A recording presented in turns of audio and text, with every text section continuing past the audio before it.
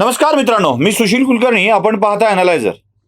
छत्रपती संभाजी महाराज, छत्रपती शिवाजी महाराज, औरंगजेब आणि त्यांचा इतिहास आता पुन्हा पुन्हा पुन्हा पुन्हा नव्याने नव्या नव्या पद्धतीने सांगितला जातोय.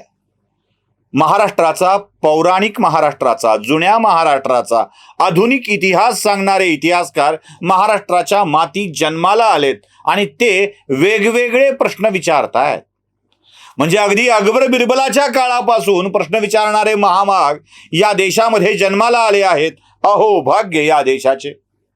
सगळ्याच महाभागांविषयी बोलून त्यांचं उदात्तीकरण कशाला करायचं म्हणून मी काही निवडक विषयांवरती बोलतो आहे आणि त्यानंतर माझी काही प्रश्न विचारतो आहे.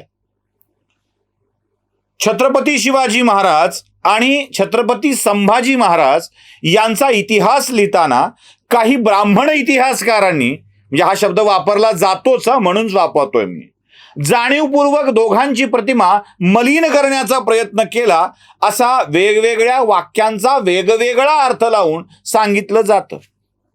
इथे उशाळला मृत्यू, किंवा नाटकांची नावं घेऊन सांगितलं जातं की यात चुकीचं लिहिलं गेलंय, त्यात चुकीचं लिहिलं गेलंय.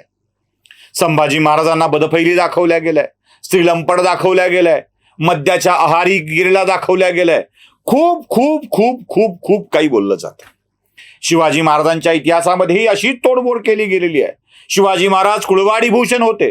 शिवाजी महाराज गोब्राह्मण प्रतिपालक नव्हतेच. या ब्राह्मणांनी त्यांच्या इच्छेनुसार लिहिलं असाही दावा केला जातो आहे.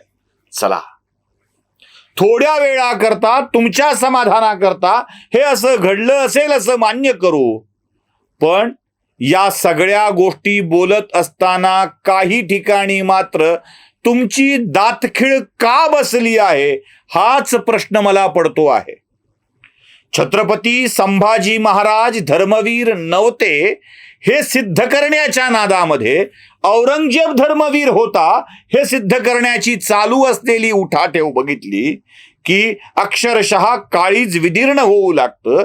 वाटतं की औरंगजेबाचं उदात्तीकरण करायला निघालेली ही पिलावळ महाराजांचा भक्त म्हणून घेण्याच्या लायकीची तरी आहे का असा प्रश्न मला पडतो. ज्या छत्रपती संभाजी महाराजांच्या सिरियल काढून आपल्या आयुष्याला एका उंचीवर नेऊन ठेवलं त्या अमोल कोल्हेंना याचं ज्ञान नसावं याचं मला आश्चर्य वाटतं. छत्रपती संभाजी महाराज या महानाट्याच्या आरंभाला जेव्हा इथे अमोल कोल्हे आले होते, खासदार अमोल कोल्हे, तेव्हा ते म्हणाले की औरंगजेबाने अखेरचा श्वास खुलताबाद मध्ये घेतला. कोल्हे माहित नाही, औरंगजेबाने अखेरचा श्वास नगरमध्ये घेतला आणि त्याची इच्छा होती की आपल्या गुरुच्या बाजूला त्याची समाधी कबर बनवली जावी आणि तिथे औरंगजेबाची कबर म्हणजे थडगं केलं गेलं. तिथे सब्जाची वनस्पती लावली गेली, ती मातीचीच ठेवली गेली. हे औरंगजेबाच्या इच्छेवरून झालंय. शेवटचा श्वास खुलताबादला घेतला हा इतिहास बिनधास्तपणे ठोकून देणाऱ्या अमोल कोल्हेंना याची जाणीव का नसावी हा प्रश्न मला पडतो. चला जाऊ द्या, तो प्रश्न मला विचारायचा नाहीये. अमोल कोल्हे, मला एकच विषय तुम्ही सांगा. एवढी गाजलेली सिरियल, एवढं गाजलेलं महानाट्य आणि या सगळ्यामध्ये औरंगजेबाने छत्रपती संभाजी महाराजांना हाल हाल करून कसं मारलं हे कोणीच का दाखवलं नसेल बरे? अशी कोणती अडचण होती, अशी कोणती मजबुरी तुमची होती की औरंगजेबासारख्या निष्ठुर शासकानं छत्रपती संभाजी महाराजांचे जे हाल केले ते कोणालाही का दाखवावे वाटले नाहीत? कोणालाही का दाखवावे वाटले नाहीत?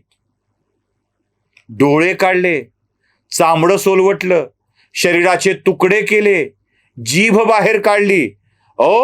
वैर्यालाही असा कोणी मृत्यू चिंतित नाही असं हाल हाल करून माझ्या राजाला औरंगजेब मारत होता हे तरी किमान इथल्या प्रजेला, औरंगजेबाच्या दुश्मनांना, संभाजी महाराजांच्या पूजकांना हे तरी कळू दे की माझ्या राजाला त्या नालायक औरंगजेबानं कसं मारलंय. अहो, माझा एक प्रश्न आहे, तुमची माणसं जेव्हा औरंगाबादमध्ये औरंगजेबाच्या समाधीला तीर्थस्थळाचा दर्जा दिलावा म्हणून बसली होती आणि सुफी संत असा औरंगजेबाचा उल्लेख करत होती, त्यातल्या एकालाही आपल्या पक्षातून काढून टाकण्याची बुद्धी आपल्या मनात एकदाही का आली नाही, हाच प्रश्न माझ्या मनात पडतोय. भले संभाजी महाराजांचे भक्त तुम्ही असाल, भले संभाजी महाराजांचे भक्त असाल, पण त्यांच्यावर केलेल्या अन्यायाची वाचा आपण का फोडत नाहीत? औरंगजेबाला इतकं महान का करताय? त्याला सुफी संताचा दर्जा देताय. आणि हे आवाड, औरंगजेब क्रूर नव्हता, तो साम्राज्य विस्तार करत होता. साम्राज्य विस्तारात संभाजी महाराज आडवे आले आणि मग त्यांना तो पाडून पुढे गेला. वा रे आवाड वा! संभाजी महाराजांचे भक्त तुम्ही, छत्रपती शिवरायांचे भक्त तुम्ही, मावळे तुम्ही, आणि ही असली भाषा.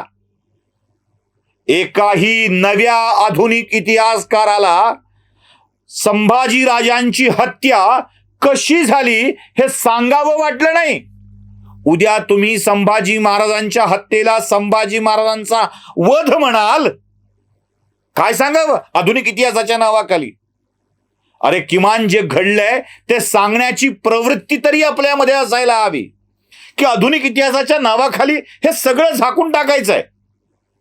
औरंगजेब खूप छान होता, अफजल खान तर त्याहून छान होता. अफजल खान शिवाजी महाराजांच्या भेटीने इतका गसदगदीत झाला होता.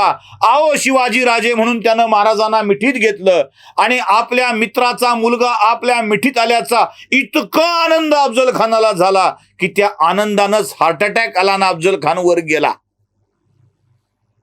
त्याच्या इतका प्रेमळ माणूस जगात सापडत नाही.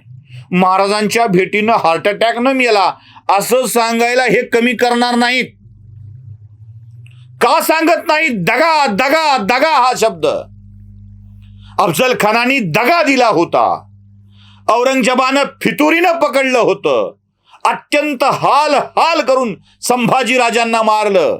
शिवरायांना फिरायला लावणारा, अटक करणारा औरंगजेब होता. शिवरायांना जंगलातला चुहा म्हणणारा औरंगजेब होता.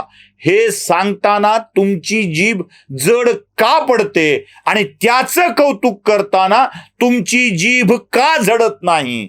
आत्ता जे आहेत त्यांचा तिरस्कार करायचं शिकवताना शिवाजी महाराजांना त्रास दिलेल्यांचं कौतुक करण्याची काय गरज आहे? एवढाच प्रश्न मला विचारायचा आहे.